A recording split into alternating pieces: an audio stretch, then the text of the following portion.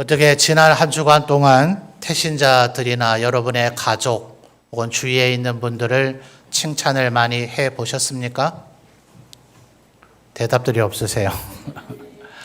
밴드를 보니까 우리 성도님들이 그래도 많이 다른 성도님들을 칭찬을 해서 그것을 읽어보는 저도 마음이 참 흐뭇함을 느꼈습니다. 여러분, 오늘부로 그 일이 중단될 필요는 없습니다. 오늘 이후로도 여러분의 마음속에 우리 성도들을 향한 또 여러분 가족 또 친지를 향한 칭찬하고자 하는 마음이 생겨진다면 언제든지 주저하지 마시고 칭찬하십시오. 사람은 이 세상에 칭찬받을 것만 있는 사람은 없다 그랬죠. 또 칭찬받을 것이 전혀 없는 사람도 없다 그랬습니다.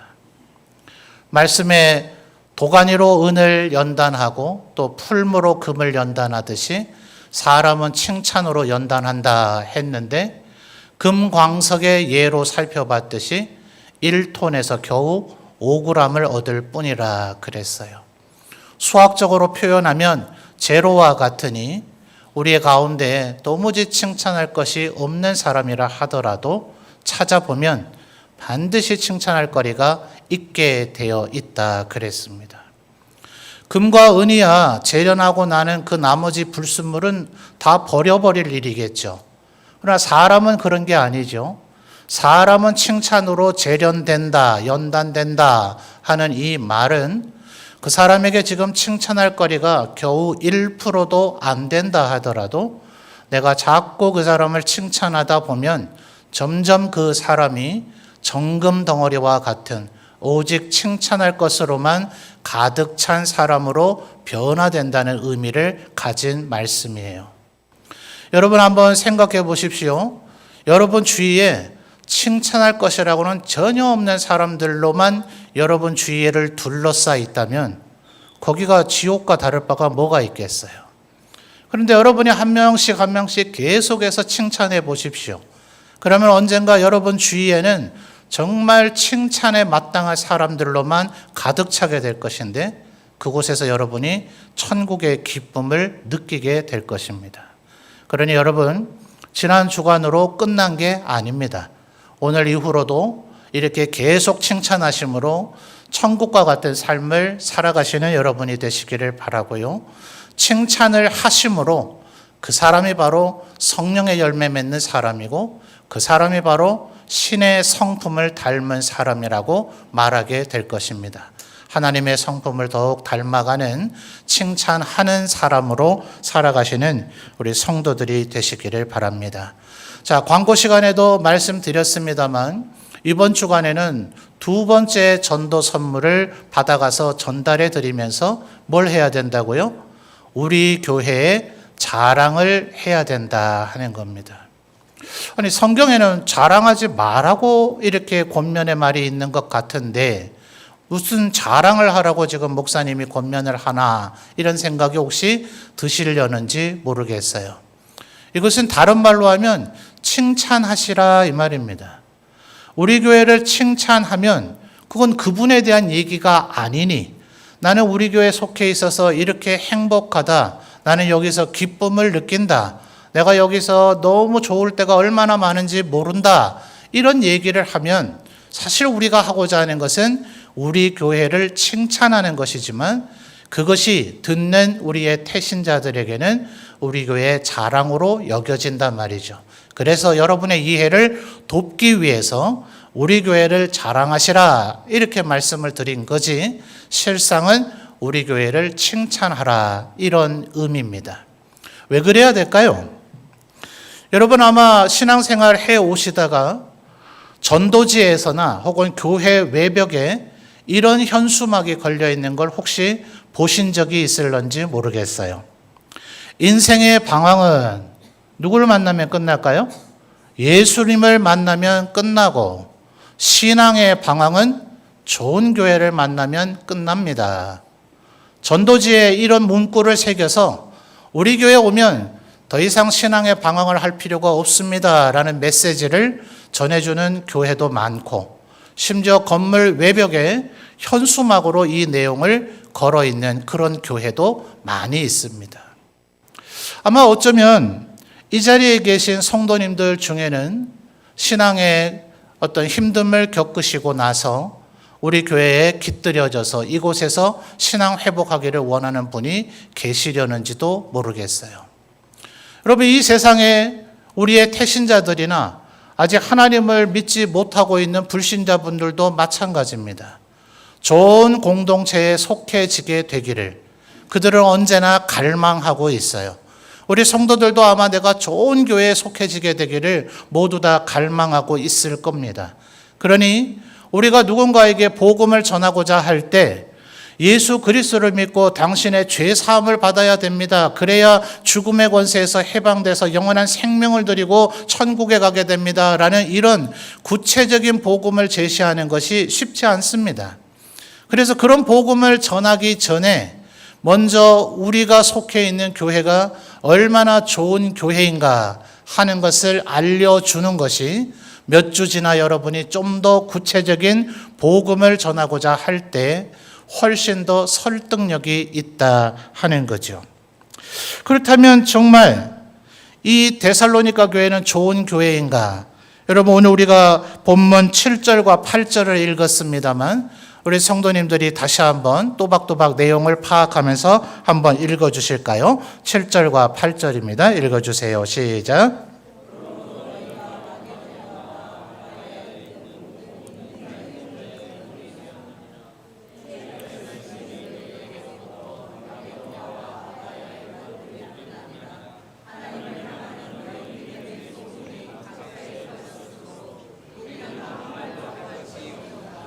아멘. 여러분, 7절을 보니까 그러므로 너희가 마게도냐와 아가야에 있는 모든 믿는 자의 뭐가 됐다고요? 본이 됐대요. 여러분, 이 마게도냐와 아가야, 당시에 로마 제국 안에 속주를 나타내는 표현인데요. 지역이 꽤 넓습니다. 유럽 지역으로 설명해 봐야 이해가 잘 안 되실 테니 우리와 비슷한 쪽의 얘기를 한다면 우리 교회가 한국과 일본과 중국의 모든 믿는 자들에게 본이 되었다. 마치 이 정도 수준의 이야기입니다. 여러분, 한국하고 중국, 일본에 교회가 얼마나 많겠어요?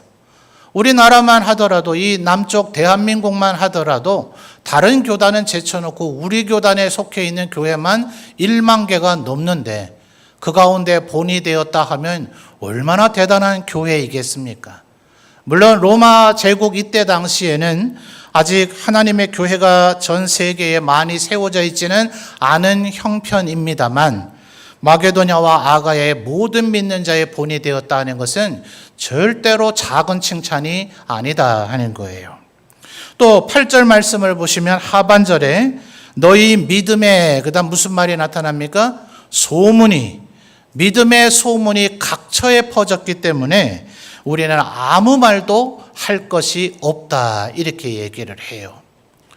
바울 사도가 사실 서신을 왜 써서 보냈겠습니까? 물론 때로는 칭찬하고 또 덕담을 전할 것도 있기는 하지만 대부분은 그렇게 예수 믿어서는 안 된다. 더 잘 예수를 믿어야 된다. 또 어떤 면에서는 때로는 책망과 꾸지람을 하기 위해서도 편지를 쓰곤 했는데 바울 사도는 지금 1장 8절 하반절에서 뭐라고 얘기했다고요? 너희한테는 아무 할 말이 없다. 이럴 정도로 칭찬을 받은 것이 데살로니가 교회였더라 하는 거예요. 그러면 우리가 이 두 절의 말씀만 보면 와, 데살로니가 교회는 뭐 완벽한 교회였는가 보네. 그러니 뭐 칭찬할 거리가 많겠지. 우리 교회도 장점이 많지만 그래도 우리 교회는 데살로니가 교회 수준 정도는 아니지 않을까? 우리 뭐 그리 칭찬할 게 있을까? 이렇게 생각하시려는지 모르겠어요. 자, 데살로니가 교회가 정말 어떤 교회였는가 조금 더 한꺼풀 벗겨볼까요? 오늘 서신서 안에서는 그 표현은 안 나타납니다만 사도행전을 보면 이 데살로니가 교회에 대한 이야기가 나타나는데 이곳에 있는 유대인들이 얼마나 바울 사도를 핍박을 했는지 바울 사도는 데살로니가에서 세 번의 안식일에만 말씀을 전할 수밖에 없었어요. 디모데하고 실라 일행들이 있었지만 이 유대인들도 아주 똘똘한지라 디모데나 실라는 뭐 건드릴 필요 없고 바울만 죽인다면 이 선교팀은 뿔뿔이 흩어지게 될 것이다 생각을 해서 바울 사도를 죽이고자 했습니다. 그래서 그 일행들이 바울 사도를 먼저 남부 아가야 지역의 고린도와 아테네 지역으로 먼저 피신시키고 나머지 사람들은 그 뒤에 합류할 정도로 데살로니가인들은 바울 사도를 죽이려고 할 정도였습니다. 그러니 여러분, 새 안식일이라 하는 것은 21일을 얘기하는 게 아니에요. 에베소 교회에서의 사역을 보면 그곳은 예수 믿는 자들이 너무나 많이 생겨나게 됐는지라 주일 안식일마다 복음을 전하는 것으로는 부족하다고 여겨져서 아예 두란노 서원이라고 하는 오늘날의 신학교와 방불한 아예 학교를 열어서 정말 매일같이 학교처럼 공부를 2년가량 시켰다. 이런 표현이 나타납니다. 그런데 이 데살로니가는 그렇게 21일을 한 것도 아니고 말 그대로 세 번의 안식일. 여러분, 우리는 지금 그저 1시간 내외 정도의 예배를 드리고 있잖아요. 바울 사도 당시에야 우리보다 훨씬 긴 시간을 예배하고 말씀을 강론했으리라고 보여지기는 하는데 그럴지라도 새벽부터 밤늦게까지 하지는 잘 않았을 거예요. 뭐 드로아에서 그러다가 사람 두기고라고 하는 청년이 죽었다가 살아난 일도 있긴 합니다만 그건 정말 특정 도시에서 특정 상황 가운데서나 그랬지 데살로니가에서 그렇게 했다고 보기는 어렵습니다. 아무리 길게 잡아봐야 그저 하루에 6, 7시간 정도 강론을 했을까요? 그렇다면 새 안식일이라고 해봐야 그저 20시간 내외 정도였을 겁니다. 유대인들도 있긴 했으나 그들은 예수 그리스도가 우리의 구주임을 몰랐습니다. 이방인들은 더더욱 하나님이 누구신지조차도 몰랐습니다. 그런 그들에게 겨우 20시간 정도, 한 3일 정도, 일주일에 한 번씩 복음을 가르쳤다고 해서 그들이 과연 하나님을 향한 온전한 믿음을 가질 수 있었을까요? 이게 데살로니가 교회의 약점이었다 하는 겁니다. 7, 8절을 읽었습니다만 여러분 6절 말씀도 또 한번 읽어봐 주실까요? 6절입니다. 앞에 스크린에도 나옵니다. 읽어주세요. 시작.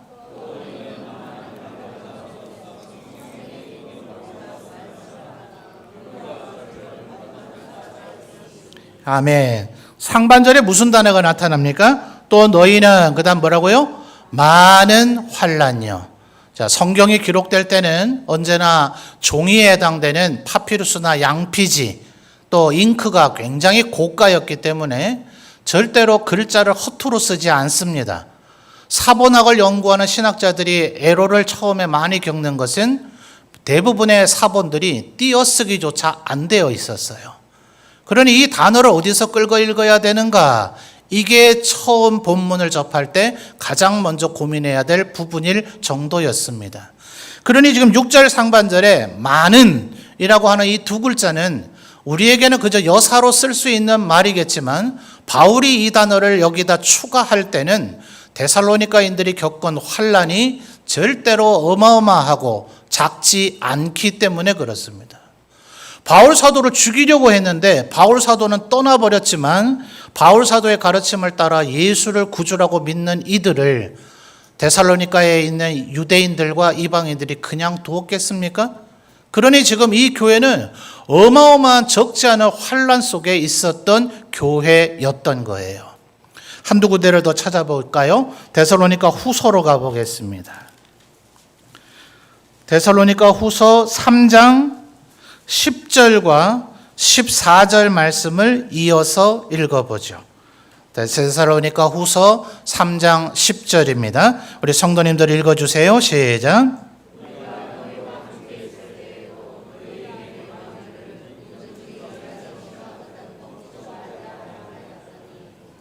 아멘. 11절에 계속해서 같은 맥락의 얘기가 나와요. 우리가 들은즉 너희 가운데 그다음 뭐라고요?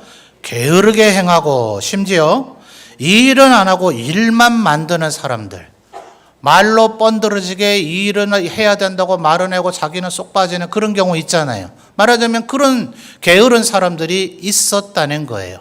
심지어 10절의 이 말의 의미는 예수님께서 곧 다시 오시겠다고 했기 때문에 이 데살로니가인들이 직업도 포기하고 자기 가정의 삶도 돌보지 않고 말 그대로 하늘만 쳐다보고 살고 있는 이들이 있었던 거예요. 그래서 바울 사도가 주님께서 곧 오시겠지만 그날이 될 때까지는 우리는 일상의 삶을 더욱더 성실하고 치밀하게 깨어있게 살아야 된다. 너희처럼 그렇게 해서는 안 된다. 그래서 일하기 싫은 자는 차라리 먹지도 말라는 이런 극단적인 책망까지도 하고 있습니다. 14절 15절을 또 읽어볼까요? 14절 15절입니다. 시작.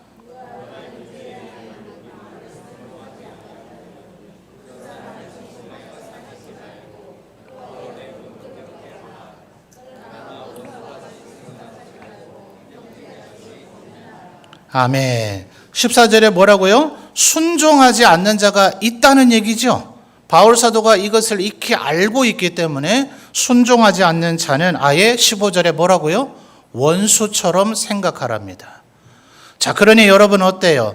조금 더 한꺼풀 벗겨보니 데살로니가 교회가 좋은 점만 있습니까? 단점과 약점도 있습니까? 단점과 약점도 있죠? 그런 겁니다. 이 세상에 어떤 사람도 지난 주간에 우리가 칭찬을 하기로 했습니다만 그 어떤 사람도 장점만 있는 사람도 없고 그 어떤 사람도 칭찬받을 거리가 없는 사람도 없듯이 교회도 장점만 있는 교회는 없고 또 칭찬하고 자랑할 거리가 없는 교회는 없다 이 말입니다. 그러니 51% 대 49%로 칭찬할 거리가 많으면 그만큼 좋은 교회인 거죠.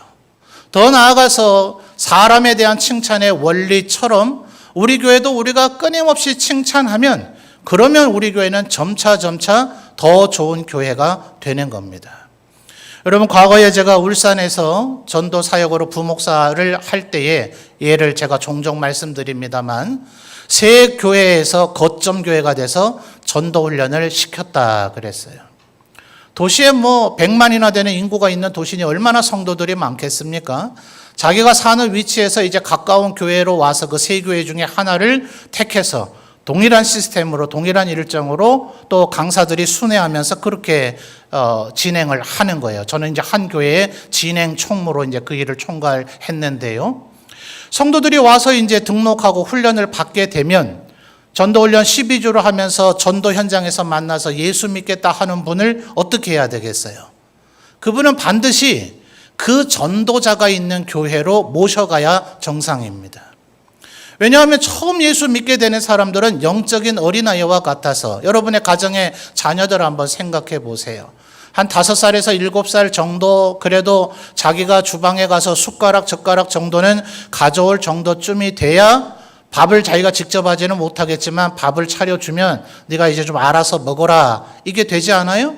그런데 지금 갓난아기는 젖도 먹여주고 기저귀도 갈아주고 목욕도 시켜줘야 되지 네가 알아서 밥 먹으라고 밥을 차려 놓은들 그 갓난아기가 어떻게 일어나 앉아서 그 단단한 음식을 씹어 먹으면서 식사를 할 수 있겠어요? 안 된단 말이에요. 그런데 만약 전도한 사람이 아닌 전혀 다른 사람이 그 사람을 돌보는 일을 맡게 된다면 마치 생모가 아닌 다른 사람에게 자기의 자녀를 맡겨버린 것과 같게 되죠. 그 어린아이가 뭘 알랴마는요. 자기의 생모가 아닌 사람이 내 부모 역할을 안다는 것을 알면 그 아이의 내면에 상처가 벌써 생겨지기 시작한다고 심리학자들은 얘기합니다.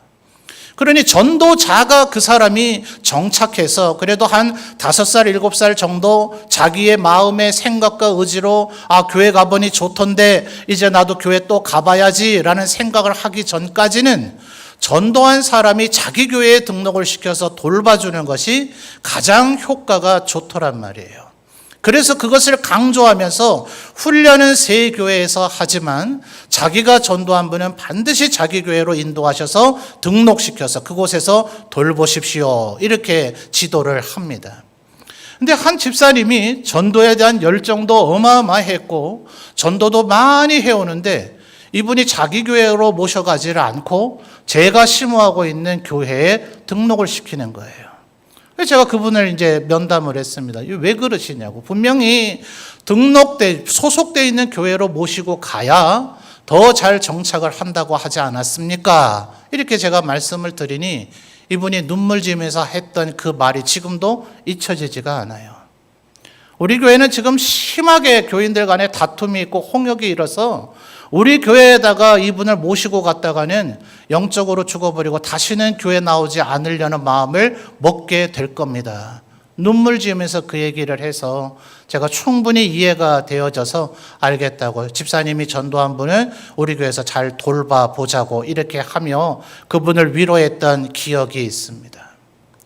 여러분, 우리 교회는 그런 교회가 아니잖아요. 얼마나 우리 교회가 칭찬하고 사랑스러운 것들이 많이 있습니까? 여러분, 우리가 지금 접하게 되어지는 아직 신앙이 없는 분들에게는 예수님을 믿는다는 것이 아직 잘 모릅니다.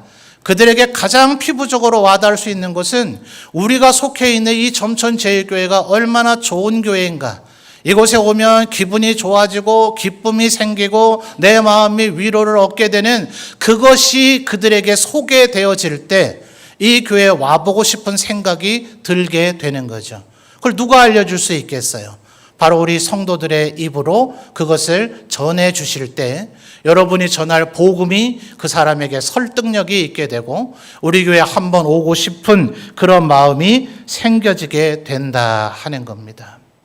그러니 여러분, 지난 주간에는 우리 한 개인을 향한 칭찬 챌린지를 했잖아요. 시상 안 하나 이런 분이 계실 것 같아요. 제가 깜빡 잊었습니다. 오늘 오후 중에 10분 명단 올려드릴 텐데요. 오늘부터 다시 한 주간은 우리 교회 자랑, 말이 자랑이지만 이제는 개개인을 칭찬하는 게 아니라 누구를 칭찬해요? 우리 교회를 칭찬하는 챌린지를 한 번 더 하겠습니다. 지난 주간에는 세 분이 칭찬을 받으면 그분이 또다시 연쇄적으로 세 분을 칭찬하고 하시라고 한 건데 다들 몸골 올리는 게 편하셨는지 그렇게 안 하시고 그냥 몸골을 올리셨어요. 이번 주는 연쇄 반응 보이실 필요 없고요. 무조건 내가 우리 교회는 이래서 좋다라는 걸 3가지 이상 생각나시는 대로 몸골로 올려주시면 이 또한 우리 성도들 가운데 열심을 다해서 교회 구석구석에서 섬김도 하고 사역을 하는 분은 우리 교회가 어떤 장점이 있는지를 잘 아시지만 어쩌면 주일 오전에만 예배를 드리는 성도님들도 우리 교회는 적지 않으신데 그런 성도님들은 사실 우리 교회가 어떤 교회인지 잘 모르실 수 있어요. 피부로는 그냥 좋은 교회인 것 같다라는 느낌은 있겠지만 좀 더 구체적으로 아시는 것이 우리 성도들에게도 도움이 됩니다. 그래서 다른 성도들이 여러분이 밴드에 올려주신 그 글을 보고 그러네, 우리 교회가 이 부분이 참 좋은 점이었지 라는 것을 확인하시고 또 전도할 때 태신자들에게 우리 교회에 나올 수 있는 마치 밭을 갈아서 옥토를 만드는 작업을 하는 겁니다. 우리 교회를 칭찬하심으로 여러분이 전하게 될 그 복음이 훨씬 더 효과적이고 능력 있게 되는 그런 한 주간이 되시기를 바랍니다. 여러분, 아무래도 요즘은 새 가족들이 우리 교회를 오시더라도 우리가 전도하지 않았는데도 우리 교회에 와서 예배를 함께 드리는 분들이 제법 되십니다. 오자마자 첫 주에 등록하는 분은 이제는 어느 교회든 거의 없어요. 이 교회가 어떤 교회인가, 한두 주든 한 달이든 석 달이든 심지어 6개월, 1년까지 또 우리 교회뿐 아니라 다른 교회도 두루두루 다녀보고 어느 교회가 나에게 잘 맞는가, 남들이 다 좋다 해도 나한테 맞아야 되거든요. 그래서 그런 교회를 한번 경험해보고 느껴보고 체험해보고 난 후에 등록하는 것이 요즘의 추세입니다. 그러니 여러분, 우리 교회가 얼마나 좋은 교회인가를 우리 태신자들에게 알려주는 것이 대단히 중요한데요. 처음 예배드리러 왔을 때는 아무래도 우리 교회에 대한 속속들이 알지 못해요. 제일 먼저 누구를 보게 될까요? 결국은 목사를 보게 될 가능성이 굉장히 많습니다. 그런데 조금만 시간이 지나고 나면요, 저는 보여지지 않아요. 왜냐하면 저하고 개인적으로 가정에서 신방받지 못한 성도님들이 훨씬 더 많습니다. 저를 예배 시간 외에 저를 만난 적이 있으십니까? 아마 안 그러신 성도님들이 훨씬 더 많으세요. 대신방을 받거나 저하고 공부를 하거나 혹은 소그룹에서 다른 어떤 모임에서 만나거나 하는 분이 그렇게 많지 않은 게 현실 교회의 현실입니다. 그러니 처음에는 목사의 설교가 은혜가 되면 교회 등록하는데 원인으로는 작용할지 모르지만 후에는 우리 성도님들 혹은 우리 교회가 얼마나 좋은 교회이냐가 그분이 우리 교회에 정착을 하고 우리 교회 성도로 계속 신앙생활 하는데 절대적으로 중요한 요소다 하는 거예요. 제가 이 시간에 우리 교회에 칭찬할 거리들을 다 얘기하면 여러분이 밴드에 올릴 글이 없잖아요. 이미 목사가 제시를 해버린 꼴이 되기 때문에 다 말씀드릴 수는 없어요. 그러나 꼭 한 가지 우리 성도님들께 다시 한번 환기시켜 드리고 싶은 것은 우리 교회가 선교의 천병이라는 것, 이건 정말 자부심을 가져도 될 만합니다. 아무래도 목회자들끼리 모이다 보면 우리 교회가 이런 사역을 감당하고 있다고 다른 목사님들에게 알려드리기도 할 겸, 또 그분들도 좀 자극받아 자기 교회도 그런 사역을 일으키도록 하기도 할 겸 그런 얘기들을 하기 마련이거든요.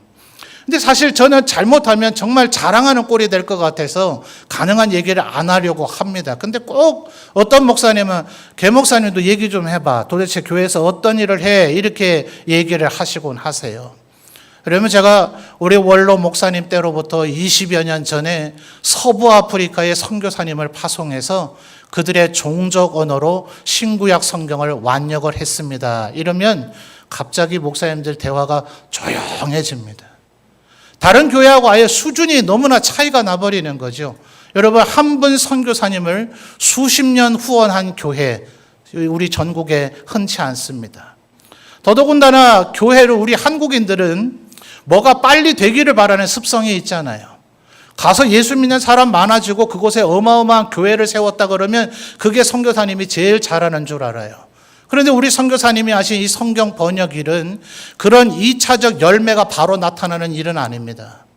여러분, 세종대왕이 한글을 만들었지만 선교사님들이 이 땅을 밟았던 19세기, 20세기까지 아직도 이 나라의 문맹률이 90% 이상이었다는 사실을 아십니까? 양반네들은 여전히 한자들만 읽고 있었지 한글은 여인의 글, 쌍놈의 글이라 하면서 아예 읽을 생각조차를 하지 않았으니 누가 그 글을 알 수 있었겠어요. 한글로 성경이 번역이 되고 성경을 정말 권서인들을 통해서 정말 작은 가치라도 단돈 10원이라도 대가를 지불해야 하나님의 말씀을 소중히 여기기 때문에 공짜로 주지는 않았으나 그 한 권을 만들기에 비용과는 도무지 상상도 할 수 없는 저렴한 가격에 사람들에게 그 손에 성경을 쥐어주고 그리고 교회가 학교도 세워서 근대 교육을 시키기 시작할 때 이 나라는 근본적인 변화를 가져왔어요. 불과 100년 만에 전 세계의 모든 사람들이 우리 여권 파워라고 들어보셨습니까? 한국 여권의 파워? 다른 나라 사람들은 비자 받으려고 하면 줄 서서 한참 기다려야 돼요. 한국에는 일로 오세요. 그냥 통과하세요. 내지는 한국인만 따로 불러내서 통과시켜주는 나라가 지금 전 세계에 얼마나 많은지 모릅니다. 어떻게 이 100년 사이에 이런 변화가 일어납니까? 전 국민이 우리나라 문맹률이 거의 제로에 가깝습니다. 전 국민이 한글을 읽게 되고 그러니 의식이 변화되어지고 직업을 갖게 되고 자신의 삶을 스스로 영위하는 이 민족의 중대한 근본적인 변화는 교회에서 성경을 통해서 한글을 가르치는 것이 전국에 파급됐기 때문에 그래요. 저는 장차 감비아가 봉헌식에 가서도 감비아 분들에게 우리나라의 이 사례를 소개하면서 감비아에도 이런 복음으로 인한 능력의 변화가 일어나기를 축복했었는데요. 저는 감비아가 머지않아 그런 변화가 일어나게 되리라고 믿습니다. 그 사역을 우리 교회가 후원한 거예요. 정말 자랑하고 자부심을 가져도 마땅합니다. 선교사님과 원로 목사님, 우리 성도님들이 다 한 일이지만 몇 년 전에 선교사님의 근속 20주년 때문에 교단 선교부인 GMS에 가서 제가 표창장을 받으면서 목사님들에게 얼마나 칭찬과 격려를 받았는지 몰라요. 여러분, 이 한 주간 동안 우리 교회를 칭찬하십시오. 우리 교회에 대한 자부심을 가지십시오. 여러분이 이곳에서 신앙생활을 하면서 이곳에서 기쁨을 느끼는 것이 여러분의 태신자를 이곳으로 모셔오기가 마땅할 거예요. 혹시 어쩌면 아직도 그래도 우리 교회가 칭찬할 거리가 있는가 이런 생각을 하시려는지 모르겠어요. 여러분, 교회 목사가 잘생긴 게 좋습니까? 못생긴 게 좋습니까? 이왕이면 잘생긴 게 좋죠. 그래서 제가 와서 초창기에 이왕이면 나가서 얘기할 때 새로운 목사가 잘생겼다고 얘기하시라 이렇게 제가 말씀을 드렸어요. 그러면 사람의 근본적인 습성이 그렇습니다. 잘생긴 사람이 말하는 얘기는 왠지 목소리도 좋아 보이고 내용도 좋게 들려요. 잘생겼다고 여기면 실제로 잘생겼다고 보여지게 됩니다. 근데 우리 성도님들이 초창기에 얼마나 우직하고 순진하게 이 말씀을 전하셨는지요. 우리 문경에 있는 목사님들은 제가 문경시 기독교연합회 때문에 다 봐서 알아요. 상주에 있는 목사님들도 우리 교단 목사님들은 노예에서 또 봐서 다 압니다. 우리 교회 장로님이 심무하시던 기관에 이제 교회처럼 예배를 드렸는데 예배 인도하실 목사님들이 여러분들 계셨을 거 아니에요? 그래서 한 번 이상 설교하신 분들을 연말에 그 장로님께서 식사 대접을 하셨어요. 함창에 있는 타교단 목사님을 그 연말에 처음 본 겁니다. 그분이 저를 보자 뭐라고 하셨는지 아세요? 새로운 목사가 잘생겼다더니만 이러시더라고요. 뭔 말인지 아시겠어요? 소문은 잘생겼다고 들었는데 실물을 보니 영 아니다 이 말이죠. 그래서 제가 그 목사님께 그랬습니다. 목사님 잘생겼다고 생각하고 보시면 언젠간 잘생겨 보여집니다. 제 아내가 늘 그런 표정으로 저를 보거든요. 제가 그렇게 말씀을 드렸거든요. 그랬더니 몇 년 뒤엔가 성탄절 임박하면 우리 성탄트리 점등 예배를 인도하잖아요. 예배 드리잖아요. 거기서 문경시 기독교연합회 임원이신 사회하는 목사님이 우리 점천에서 제일 잘생긴 목사님이라고 저를 호칭하더라고요. 여러분 잘생긴 거 맞죠? 예, 그렇게 여기면 잘생긴 사람이 되는 겁니다.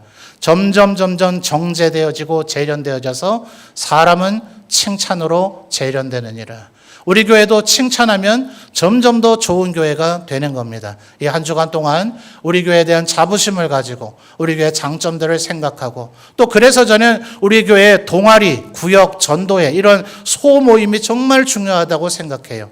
그 모임들이 우리 성도들에게 기쁨과 위로를 주고 우리 교회가 정말 좋은 교회라는 생각을 갖게 될 겁니다. 혹시 아직도 우리 교회가 좋은 교회라는 확신이 안 드시는 분이 계십니까? 본인이 좋은 교인 되시면 됩니다. 그러면 우리 교회는 정말 좋은 교회인 것이 맞는 것입니다.